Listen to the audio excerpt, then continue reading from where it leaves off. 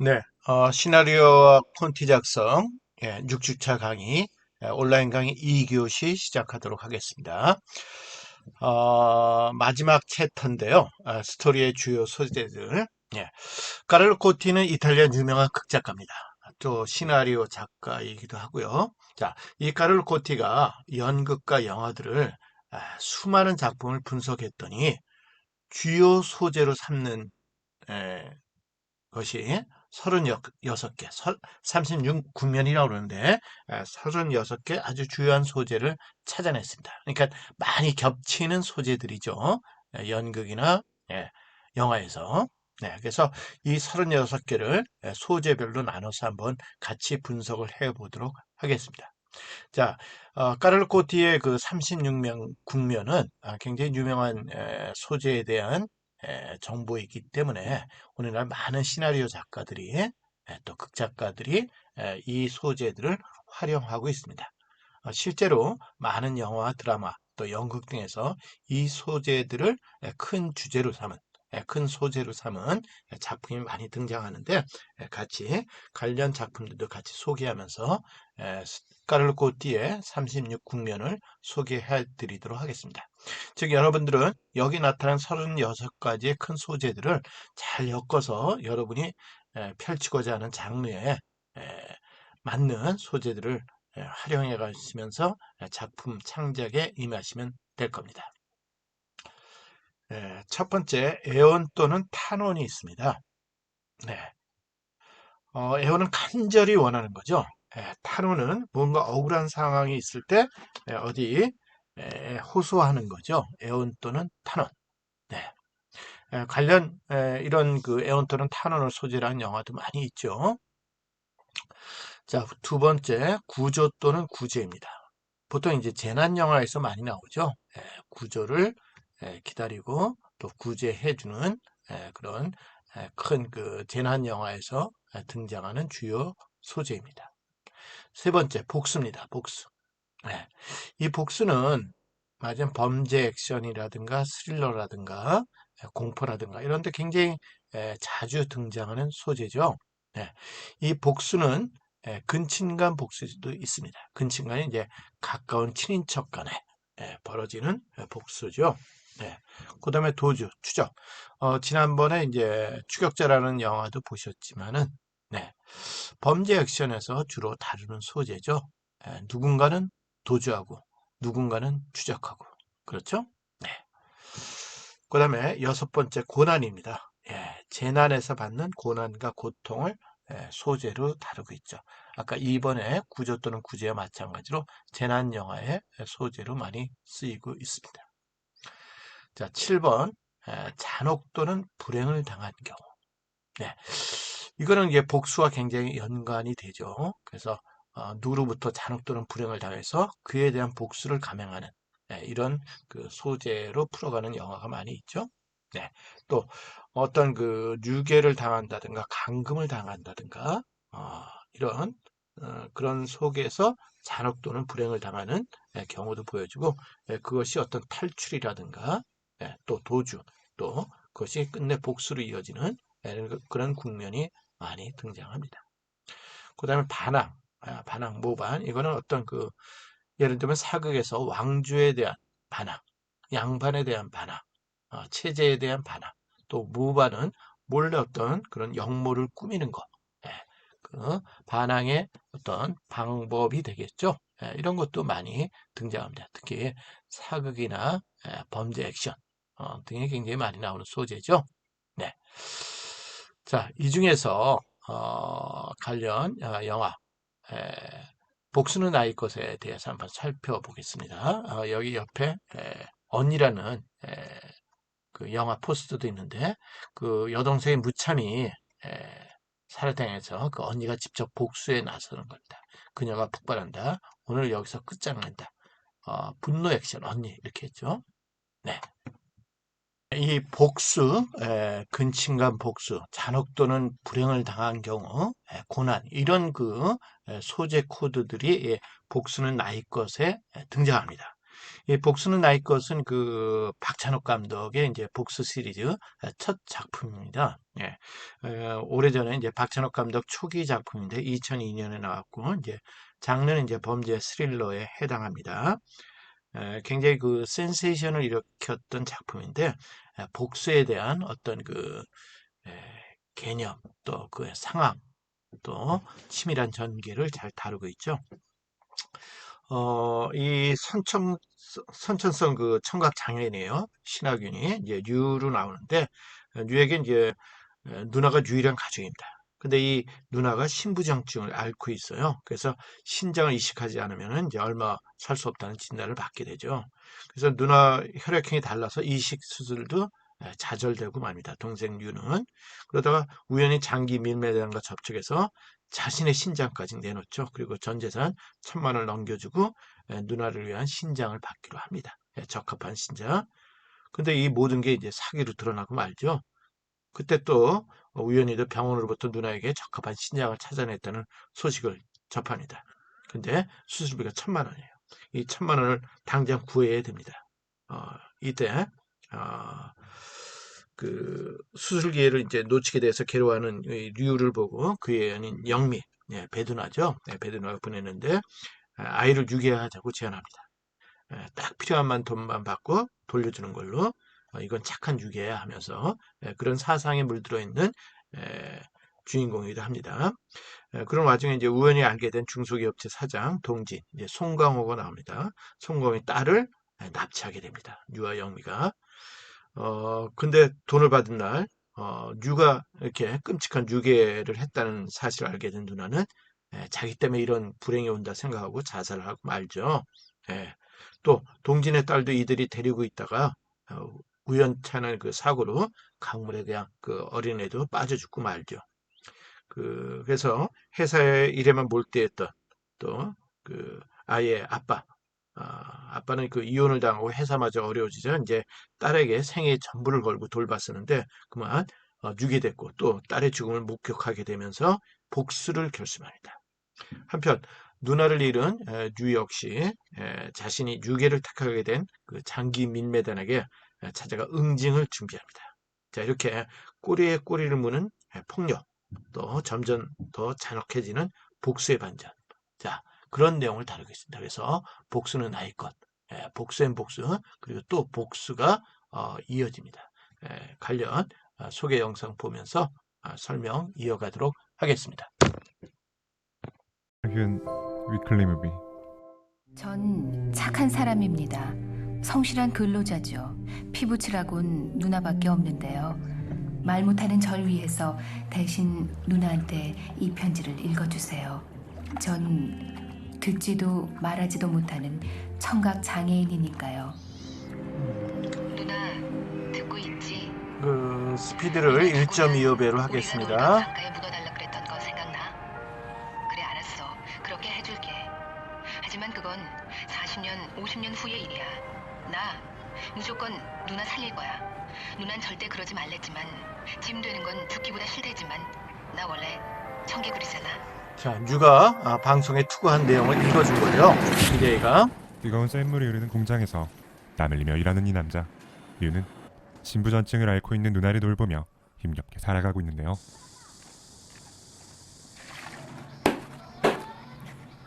하지만 그의 극진한 간호에도 누나의 병세는 나날이 나빠져갈 뿐이었고 이식이 필요한 그녀에게 의붓동생인 류의 신장은 허락되지 않았죠. 혈액형이 그렇게 하염없이 달라서 기증달만을 기다리며 현실을 저주하던 어느 날 우연히 류의 눈에 스티커 하나가 들어오는데요. 누나를 살리기 위해 하루라도 빨리 이식이 필요한 상황. 고민하던 류의 등을 회사가 떠밀어줍니다.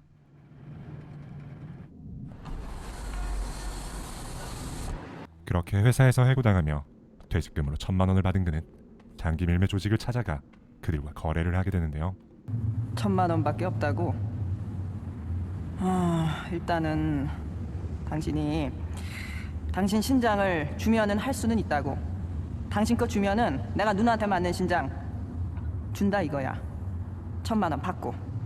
사기죠. 알아듣겠어? 하지만 그들은 처음부터 류를 도와줄 마음이 없었고 그들은 돈과 류의 신장만을 훔쳐 호련히 사라집니다.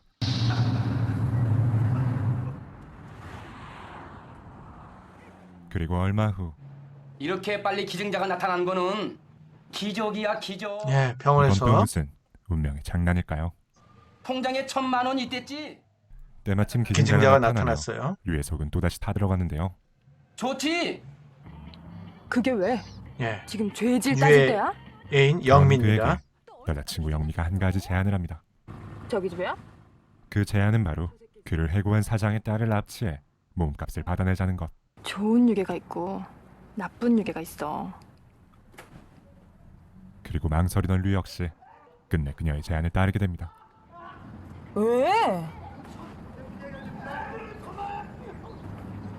어떡하지 그럼? 무찌르다 공산다. 결국 사장 딸의 친구인 유선이라는 아이를 납치한 두 사람. 아빠 후배가 왜 이렇게 가난해요? 류는 혹시 누나가 이 사실을 알게 될까 거짓말을 하고 근데 유선이 엄마는 어느 병원에? 내가? 아이 아빠에게 보낼 사진을 찍어 그에게로 보내는데요. 아빠를 사랑해요.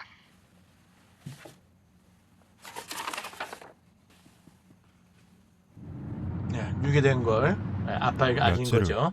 돈을 마련한 아이 아빠 동진을 만나기 위해 류와 영미가 약속 장소를 향하던 그때 홀로 유선을 돌보던 누나는 우연히 류의 퇴직금 명세서를 발견합니다. 왜 그렇게 자주 결근하고 지각했는지 얘기하던가요? 그럼 얼마 전에 연수 받으러 갔던 적도 없겠네요. 예, 자기 때문에 퇴직을 하게 된 걸 알죠.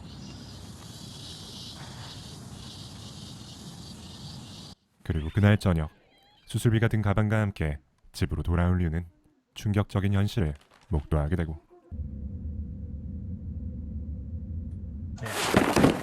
언니가 자살을 한 거예요. 누나가.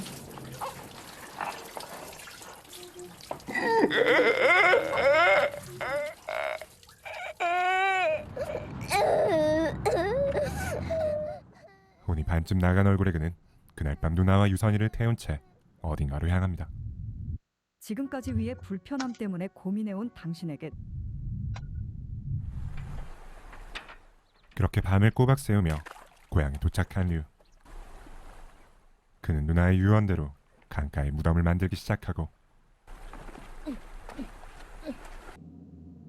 예, 좀 정신이 나간 우연한 친구를 만나게 돼요. 이 동네에 있는.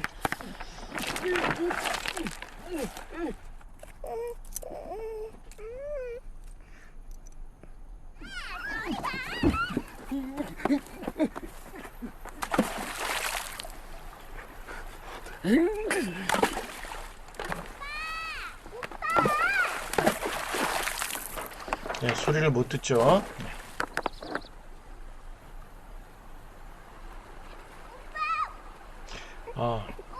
그 아이가 강물에 한참의 빠져 시간이 있습니다. 지난 그걸 못 후에야 보고 있어요. 류는 유선이를 발견하게 되고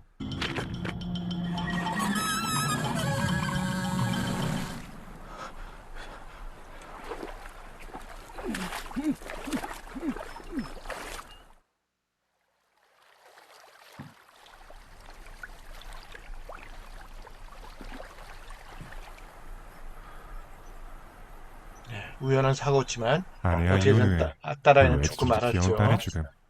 그 믿을 수 없는 현실 앞에 동지는 목 놓아 오열합니다.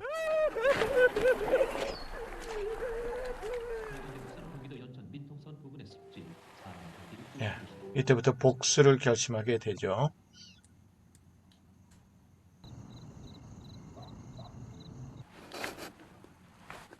그리고 그날 이후 유선에 대한 그리움으로 한참을 페인처럼 살아가던 동지는 딸의 수술비가 필요한 경찰을 매수해 범인을 잡기로 하는데요. 회사 정리하고 이 집도 내놨습니다. 그게 나한테 남은 돈 답니다. 특별한 건 없고 말이다.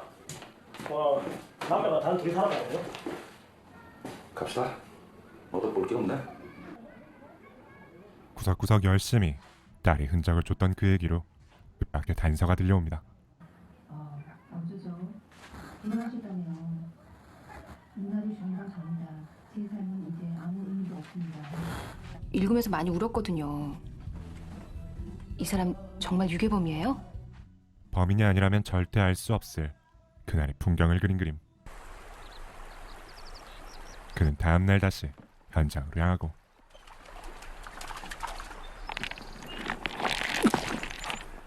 돌무덤 앞에 앉은 동진에게 그날의 목격자가 다가옵니다.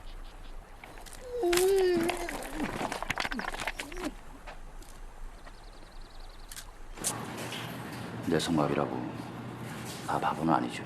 그렇게 동진이 드디어 복수의 대상을 찾아내던 그때 류 역시 자신의 복수를 위해 장기의 매단에 쫓고 있었는데요. 류는 스티커로 류대로 전화드리는 건데요. 자신의 누나가 죽게 타인에 된 의해 그 장기민 세상에 매달을 홀로 남겨진 찾죠. 두 남자는 이 복수를 적당히 끝낼 생각이 없습니다. 정말 물어보고 싶은 게 있는데 말이오. 그 새끼들 찾으면 어쩔 생각이야? 죽여야죠.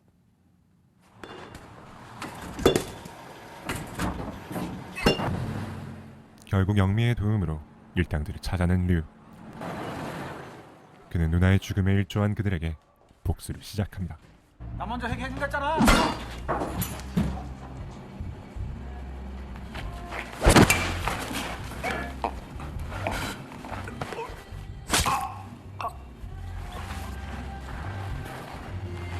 경동맥이야. 하지 마.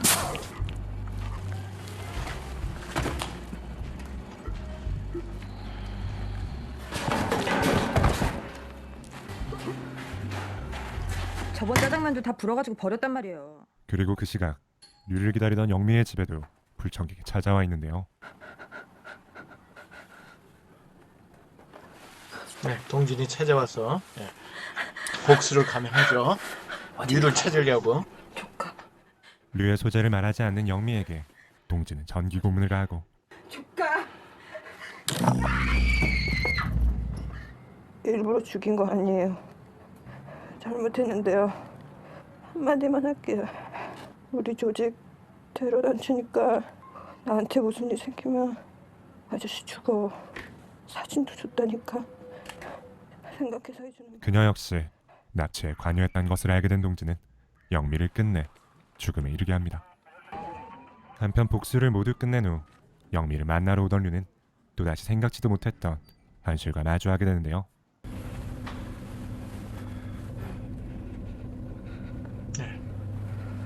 이런 장면은 죽은 그 영미가 엘리베이터로 내려가는데 차마 자기가 이제 들킬 수는 없고 손을 잡아주면서 마지막 이별을 고한다고 할까요? 그 애틋한 심정을 보여주는 장면이라 하겠습니다. 그렇게 끝난 줄 알았던 류의 복수는 아직 끝난 것이 아니었고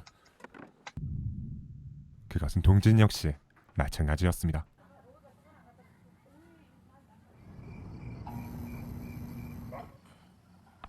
결국 나타날 리가 없는 동진을 기다리던 류는 그가 기다리고 있는 집으로 향하게 되고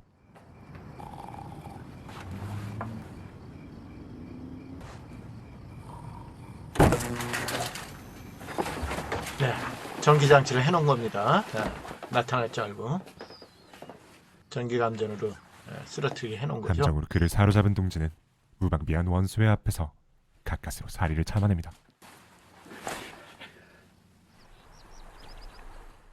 그리고 다음날 유선이 목숨을 잃은 곳으로 그를 데려간 동진은 그곳에서 마치 저영식 같은 복수를 감행하는데요. 너 대사 잘 보세요. 착한 놈인가 안다. 그러니까 내가 너 죽이는 거 이해하지? 그렇지?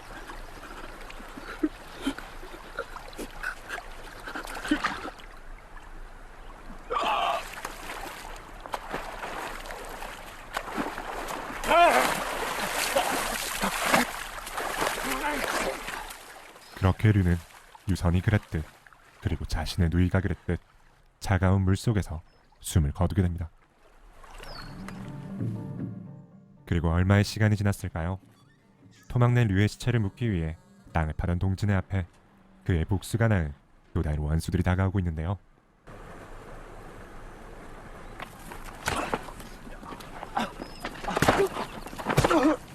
류의 일당인 줄 알고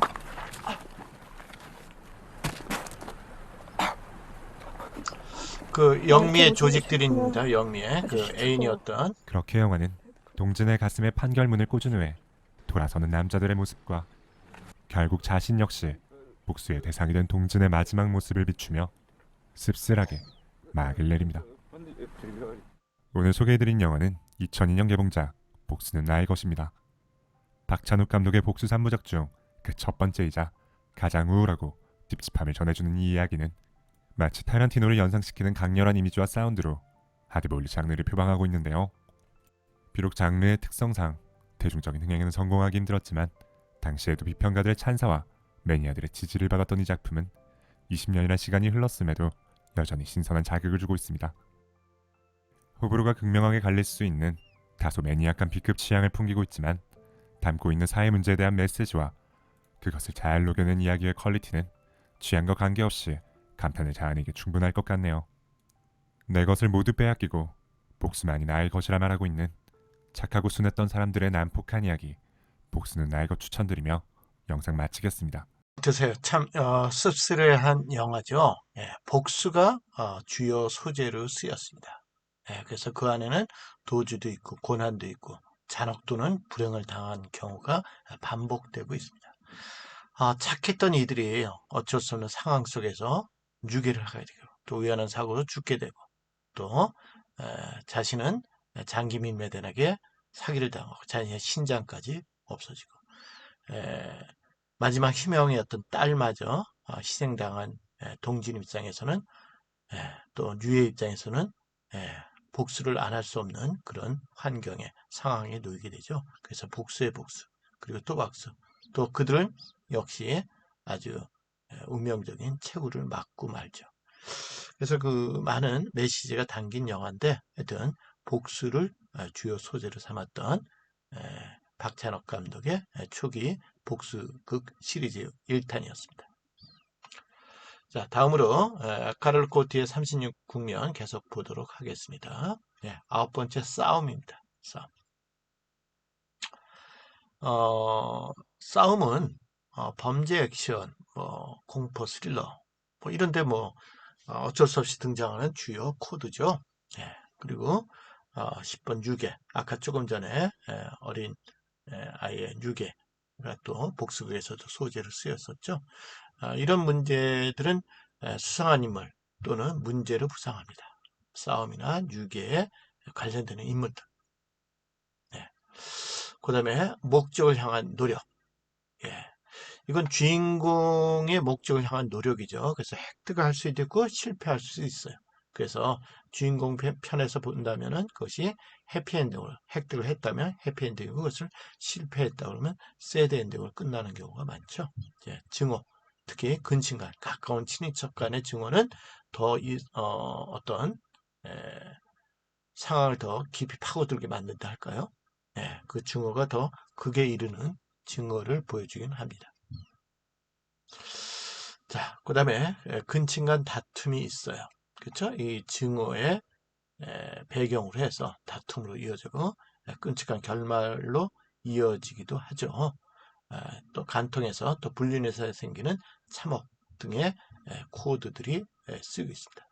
여기 관련해서 영화 싸움의 기술을 보여드리면서 설명을 이어가도록 하겠습니다. 싸움의 기술은 이제 코미디 액션이라고 할까요? 그야말로 싸움이 주요 소재입니다.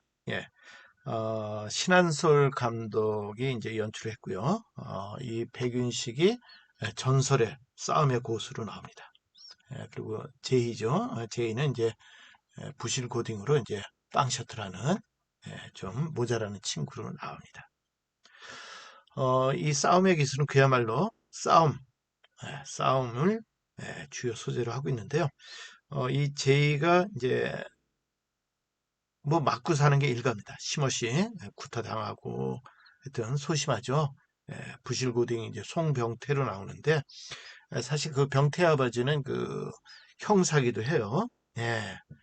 오히려 그걸 이제 밝히지 않죠. 그러면서 괜히 자기로서는 아버지를 보호한다고 할까요? 그러면서 맞고 지냅니다. 그러면서 나름대로 싸움의 고수가 되기 위해서 책도 돌파해보고 하지만은 고난의 연속이 계속되죠. 그러다 어느 날 이 친구가 이제 있는 그 대명 독서실에 수상한 낯선 남자가 들어옵니다. 근데 말 한마디 하나가 아주 심상치가 않아요. 아주 또 고수의 포스도 드러나고, 알고 보니까, 완전 전설적인 싸움 실력으로 전국을 제패했던 고수 중의 고수입니다. 그래서 제이는, 병태는 이 오판수로 나옵니다. 오판수에게 이제 싸움을 실력을 이제 전수받으려고 이제 제자가 됩니다. 그래서 이들의 펼쳐지는 싸움의 기술을 이제 전수하는 여러 장면들, 그리고 그렇게 커온 제이가 자기들 괴롭히던 그 일진들을 아주 무찌르게 되죠. 그러면서 결말은 어떻게 될까요? 그 나타나는 장면들 보면서 말씀드리도록 하겠습니다. 영화 싸움의 기술입니다. 여기 매일 얻어터지는 찐따가 있습니다. 뒤통수, 싸대기, 항상 또 죽방, 1.25배로 100까지 걷어차입니다. 전투력이 제로였던 이 친구는 어느 날 갑자기 각성을 하게 됩니다. 차고, 찍고, 또 차고, 박치기에 어퍼컷까지. 이 친구에게 무슨 일이 일어난 걸까요? 싸움의 고수한테 배운 리시네. 거죠. 오늘도 일진들에게 얻어터진 병태. 전화 온 지 얼마나 됐다고 벌써 병태가 이렇게 맞고 다니는 이유는 아버지가 경찰이기 때문입니다. 학교 짱인 빠코는 병태의 아버지 때문에 소년원에 다녀왔습니다. 야, 내 아버지 때문에 소년원에서 공부 많이 했다. 네가 대학 갈 정도로 공부를 잘했으면 실업계로 전학을 간 병태는 일진들의 먹잇감이 된 거죠. 앉아 임마. 병태는 전학을 시킨 아버지가 믿기만 합니다. 오늘도 일진들에게 괴롭힘을 당하는 병태. 웬일인지 병태의 눈빛이 매섭습니다. 뭐야? 조금만 서 있어도 조금만 일해도 쑤시고 저린 이제 처리하느라고요. 자, 병태가 맞다가 싸움의 고수한테 배운 이제 형광등을 빼려고 합니다. 잘 될까요?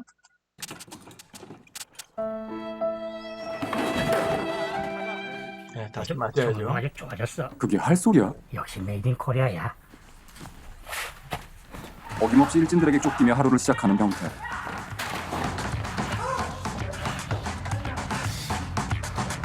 빠코가 병태에게 화분을 던지는데 밑에 있던 선생님이 맞고 쓰러집니다. 몇 대냐? 100대 넘었는데요. 넌 뭐야, 이 새끼야? 넌 그냥 전학생인데. 그때 잘생긴 친구 한 명이 전학을 오는데 이 친구는 병태와 같은 중학교를 나온 동창이었습니다. 근데 사람에 서식 빠르네. 병태는 싸움을 글로 배웁니다. 동전을 미간에 꽂아라. 진짜 동전이 이마에 꽂힌다고 생각하냐? 동전을 찾으러 독서실 쪽방으로 들어가는 병태. 그때 오판수를 만나게 되죠. 웬 런닝구 차림의 아저씨가 자고 있습니다. 뭐하는 새끼야? 이 이상한 아저씨의 이름은 판수입니다. 형씨. 대답을 조폭을 똥방구하며 만났어요. 여기가 화장실이야. 뭐야 이 새끼야. 이 소금 한 움큼 가지고 와.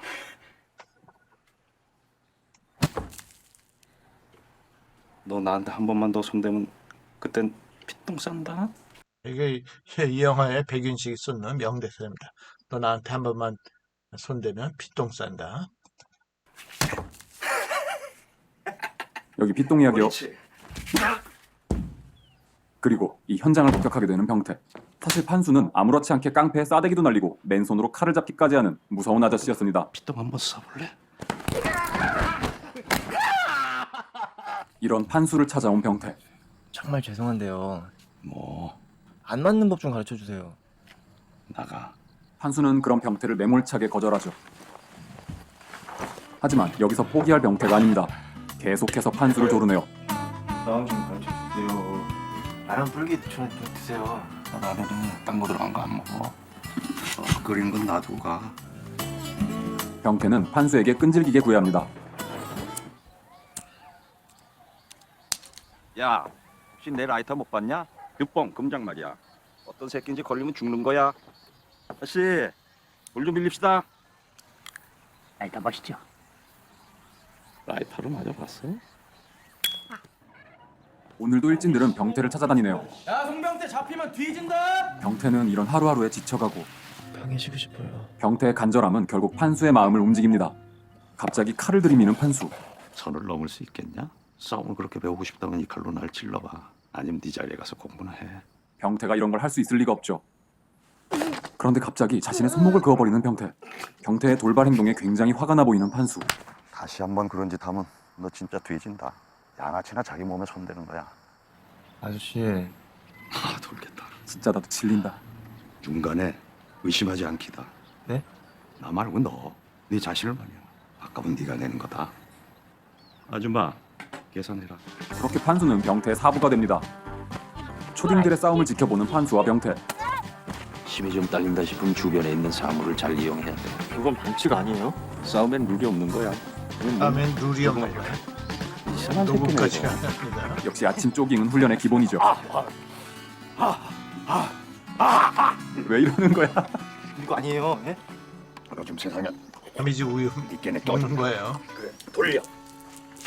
그래, 바로 그 힘 들어가는 그 근육. 어? 과연 빨래 짜는 게 싸우는데 도움이 될까요? 꽉 짜.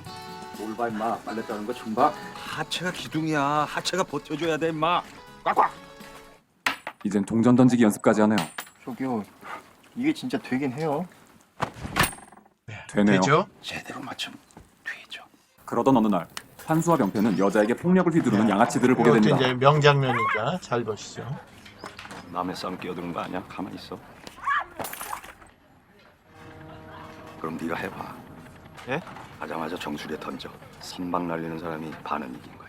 과연 병태가 동전을 꽂을 수 있을까요? 야. 누구세요?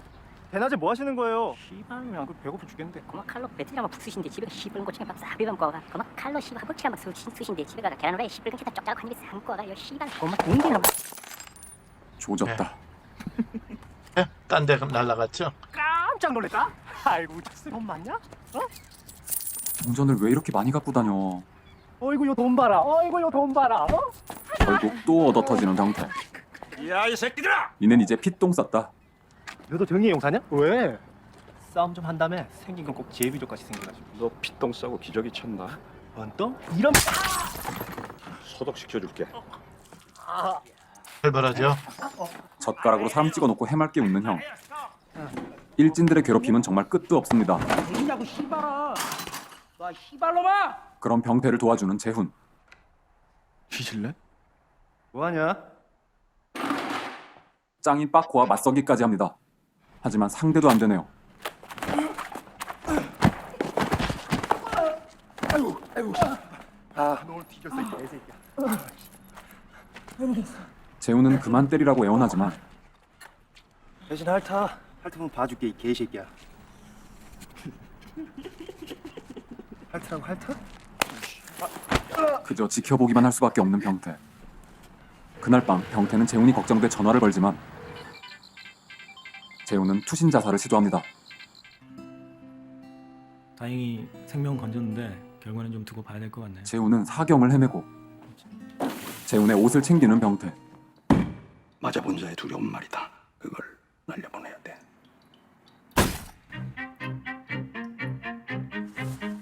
자신의 병태는 복수, 또 재훈의 친구에 옷을 대한 갈아입고 복수에 복수를 하러 갑니다. 나서죠. 첫 번째 타겟은 붕어.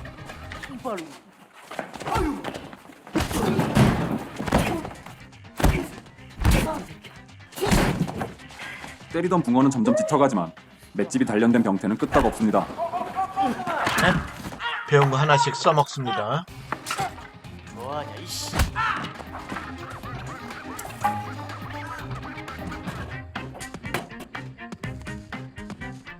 두 번째 타겟은 비린내. 네, 한 명 처리했고 두 번째. 어디서 형님 전화만 함부로 부르지?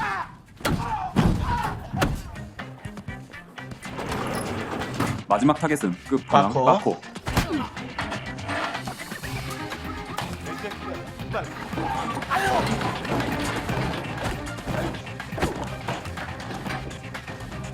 좋은 눈을 가졌어.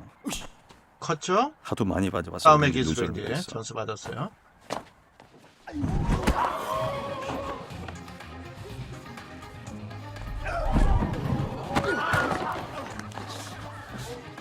막자. 물기 하나 없게. 짜던 실력으로.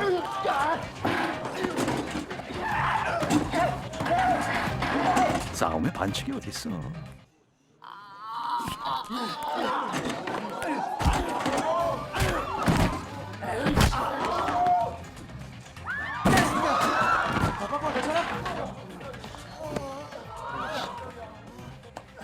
녀석이 네 멱살을 잡잖아.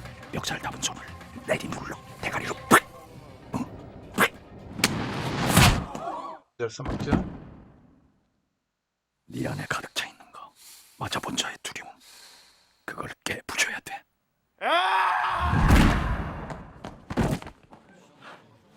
이렇게 병태는 그동안의 울분을 터뜨리고 재훈의 복수도 해냅니다. 병태인가 그 새끼. 하지만 여기서 끝이 아니었습니다. 병태와 판수를 노리는 양아치들. 판수는 어디론가 떠날 준비를 하고 있네요.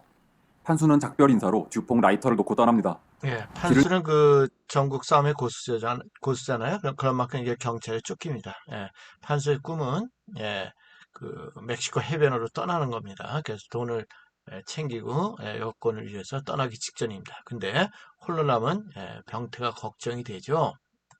길을 나서던 판수는 수상해 보이는 양아치들을 발견하는데 병태는 자신을 기다리던 양아치들에게 잡혀 집단 구타를 당하게 됩니다. 한편 판수를 뒷조사하던 병태의 아버지는 판수가 살인 혐의로 수배 중이라는 것을 알게 되죠. 그 월명동 근처에 막 1층 애들 순찰 동네 애들 시키 아니야? 판수는 병태에게 전화를 걸지만 받을 수 없는 전화. 떠나면 되는데 나름대로 제자가 걱정돼서 판수는 판수가 경찰에게 다시 쫓기는 돌아옵니다. 신세지만 병태가 걱정돼 발길이 떨어지지 않습니다. 이 꼰대 어디 갔어?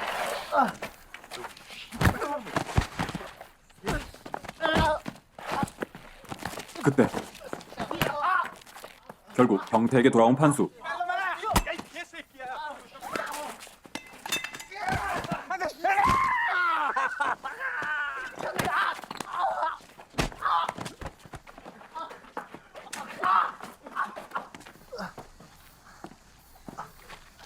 그래서 바꾸고 와서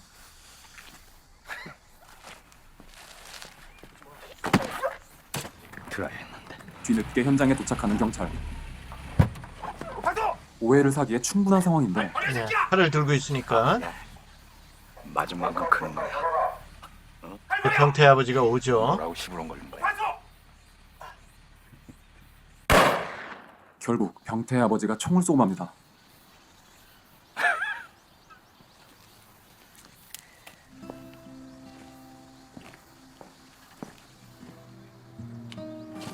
쓰러지는 판수.